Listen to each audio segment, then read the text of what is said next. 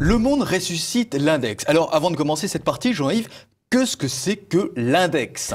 L'index est une liste de livres à recommander ou à interdire en tout ou partie qui a été établie par l'Église, les instances officielles de l'Église, pendant 4 siècles. L'Église établissait sa liste en fonction de ce qui lui paraissait le bien et le mal, c'est-à-dire d'un point de vue plutôt moral, plutôt théologique. Ce qui est intéressant, c'est de voir que Le Monde, qui prétend faire la même chose pour les sites d'information, se place aussi dans une même logique, c'est-à-dire de dire quels sont les sites qui défendent le bien et quels sont les sites qui, au contraire, défendent le mal.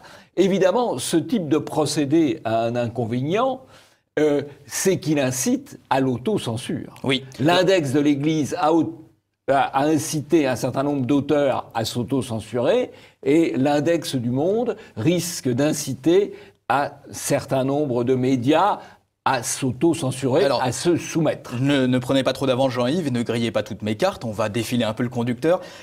Prenons le titre des décodeurs qui fait la publicité de Décodex. Le Décodex, un premier pas vers la vérification de masse de l'information. Un peu plus loin dans l'article, les Décodex prend en compte non l'orientation politique ou idéologique, mais la véracité des informations.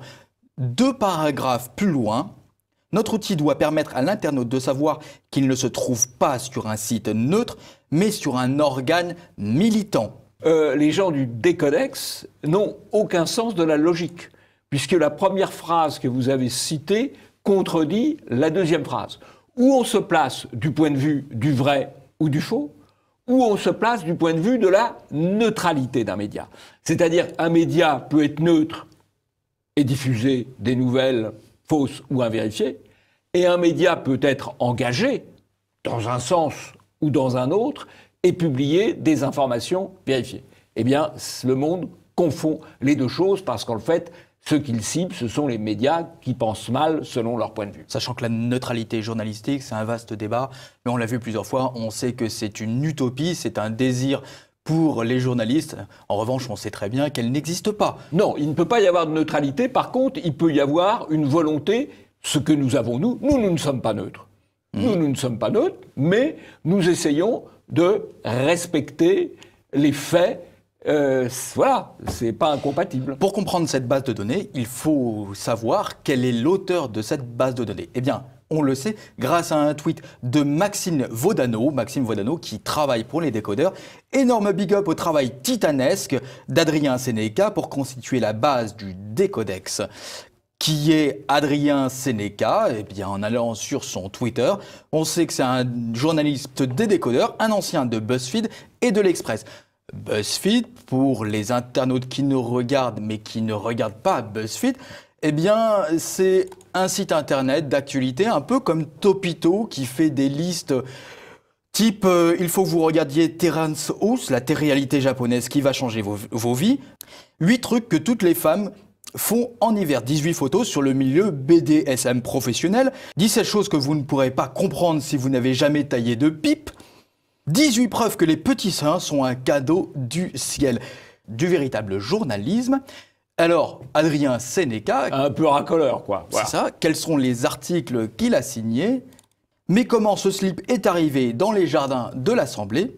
Le titre correct aurait été, mais comment ce slip est-il arrivé dans les jardins de l'Assemblée? C'est un sujet essentiel, attention, voilà. Attention. Et alors, du grand journalisme d'investigation, on a mélangé du Burger King avec du Quick et le résultat est monstrueux. Maintenant, il faut voir la classification opérée par Monsieur Sénéca.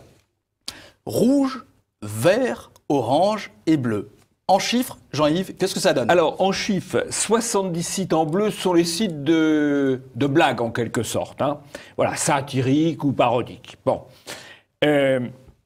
200 sites en vert, ça, ce sont les bons sites recommandés par la Chapelle du Monde. Orange, 120 sites. Il faut se méfier. La Chapelle du Monde vous invite à la prudence.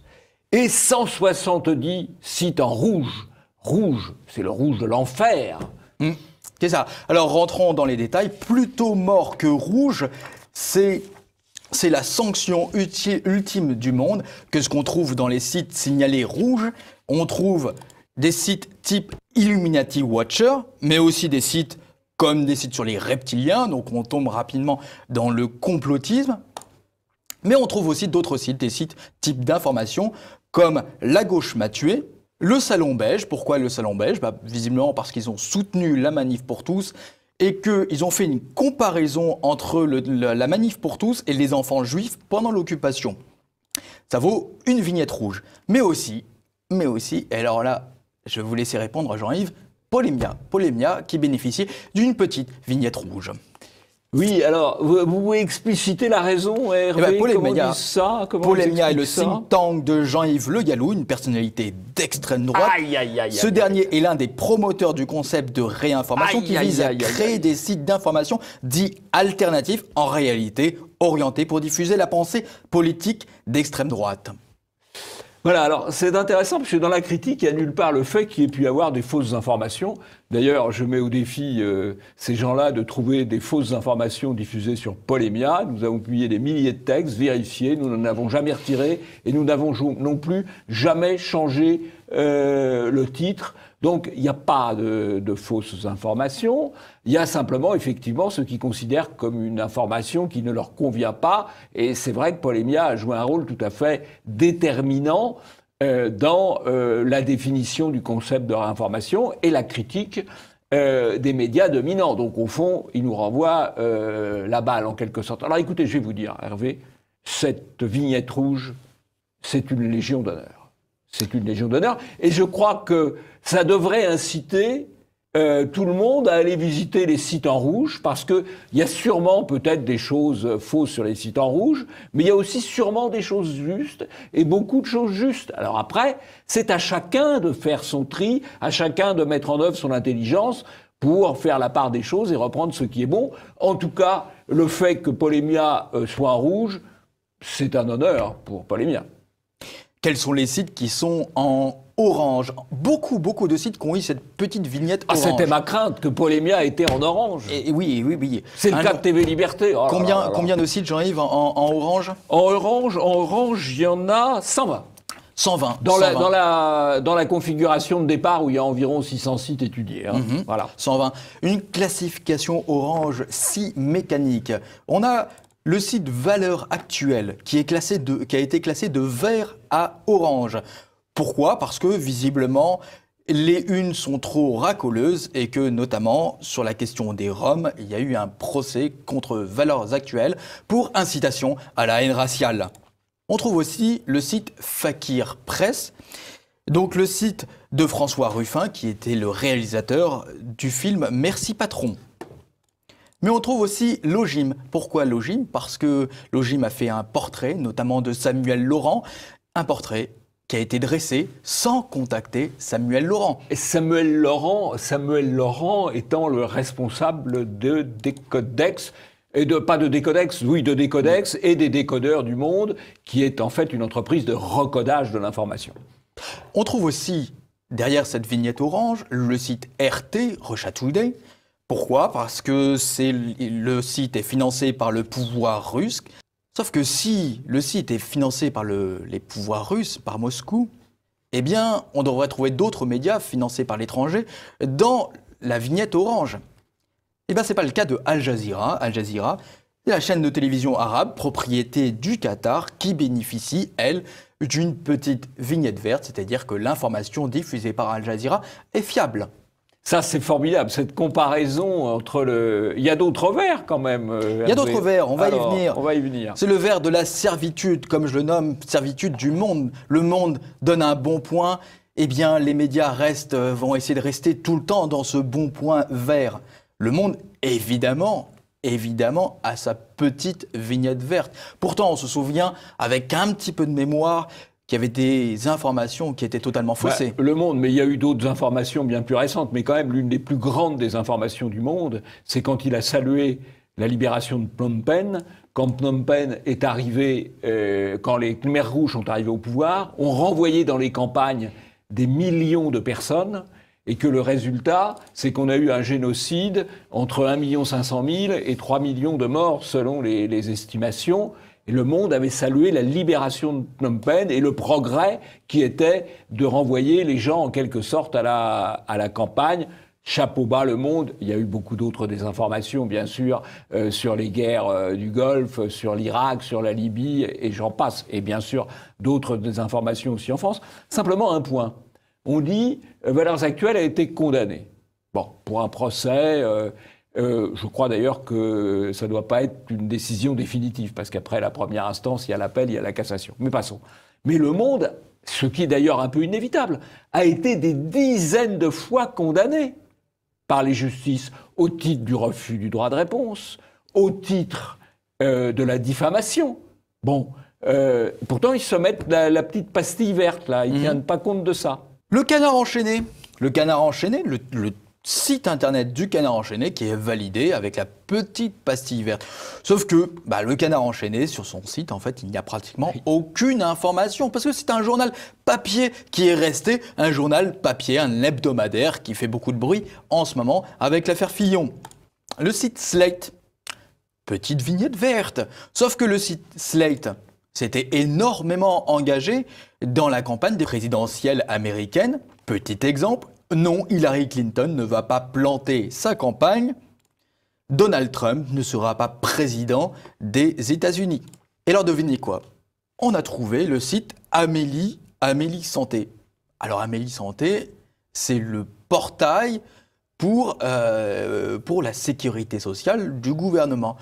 Alors, qu'est-ce qu'Amélie Santé fait au milieu des sites d'information? J'en sais rien, il faudrait demander au Décodex. Alors on a trouvé aussi, évidemment, BuzzFeed. BuzzFeed, l'ancien site internet. C'est Sénéca, alors voilà, il a au moins la reconnaissance du ventre, c'est bien. Et pourtant, BuzzFeed, il n'y a pas très longtemps, on l'a vu, il a été retoqué. Trump et la Russie, notamment l'affaire des sextapes, les révélations de BuzzFeed soulèvent des questions éthiques. Et éthique, le mot est franchement faible. Ouais, ils avaient balancé un bobard absolu, là. On trouve aussi le site Combini. Combini, qui est un site extrêmement engagé à gauche. Mais alors, la petite note qu'il y a derrière Combini. Combini reprend parfois des informations approximatives ou fausses venant d'autres sites. Ils ont leur pastille verte. Ah oui, parce qu'ils pensent bien, ils sont dans le bon sens, ils sont dans le camp du bien. C'est normal, Hervé, c'est normal. Et enfin, pour terminer, les exemples. Il y a 600 sites, c'est difficile de tous les prendre. Mais je voudrais terminer par le Bondi Blog, qui a sa pastille verte, qui s'était notamment énormément engagé dans l'affaire de Sevran, où les femmes avaient été interdites dans le bar. Et puis, Bondi Blog refusait le lien qu'il pouvait y avoir entre religion et l'interdiction des femmes dans les bars à Sevran. Comment le Décodex a été reçu par la presse? De prime abord, je pourrais dire, franchement, un confrère qui me juge et qui juge la véracité des informations que je suis en train de prendre, je pense que ça me chatouillerait légèrement. Pourtant, le Parisien va publier l'information. Le Monde déclenche son offensive contre les fake news. Ils sont ravis ou presque. La même chose pour les Échos, fausse information, 5 outils pour ne pas tomber dans le panneau. Parmi les 5 outils, c'est le Décodex. Clubic, le site internet spécialisé dans l'actualité numérique, nous recommande de télécharger Décodex pour Chrome et pour Windows.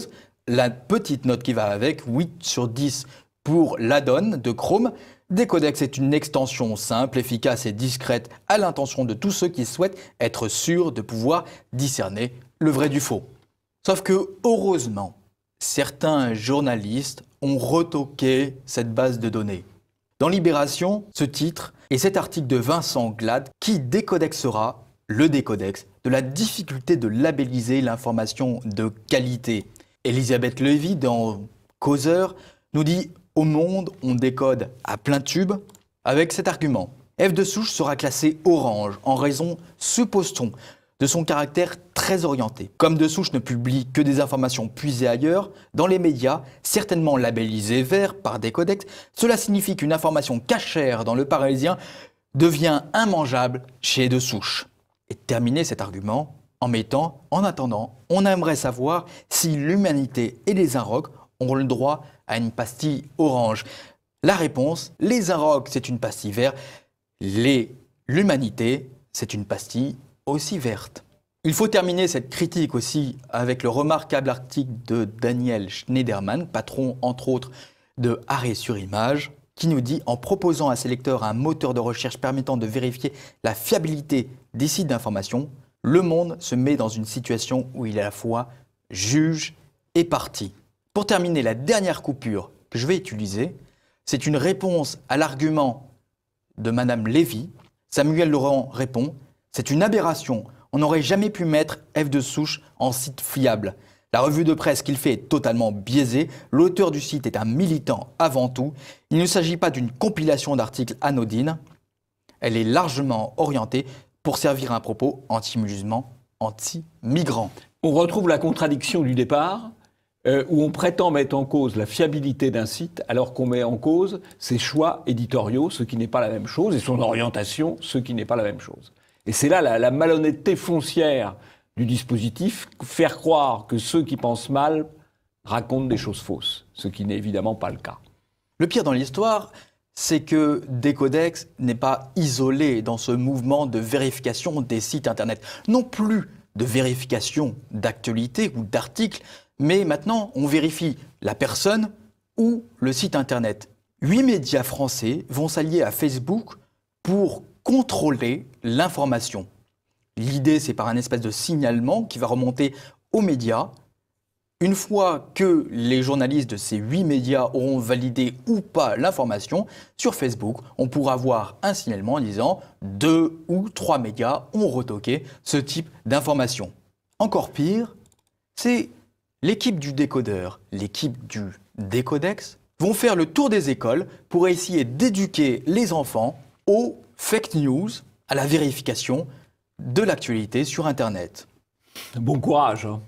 Bon courage, parce que je pense qu'il y a des limites à la propagande, que l'effet peut se retourner et qu'il y aura évidemment un attrait pour ce qui apparaîtra comme l'interdit. En tout cas, il faut le souhaiter. Parce que si des adolescents de 15 ans, 17 ans, 18 ans, voire peut-être des plus jeunes, n'ont pas envie d'aller voir ce qu'on veut leur interdire d'aller regarder, ce serait un petit peu décourageant.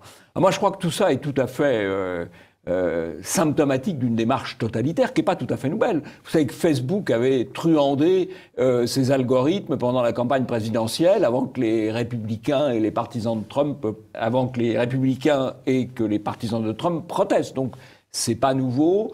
Je crois que ce qu'il faut bien comprendre, c'est qu'il n'y a pas une vérité dans l'absolu. On ne peut approcher la réalité que par des informations diverses. Voilà. C'est à chacun de se faire son opinion. C'est pas un type qui a fait du sensationnalisme dans BuzzFeed, qui n'a qu'une culture rabougrie, qui va dire au monde entier ou à tous les Français ce qu'ils doivent ou non regarder. C'est une démarche d'une prétention hallucinante. Non, il faut se faire son opinion en regardant les choses les plus diverses et en essayant de trier le bon grain de l'ivraie, voilà. Il faut faire travailler son cerveau, il ne faut pas faire confiance à des codex qui n'est jamais que des connexes.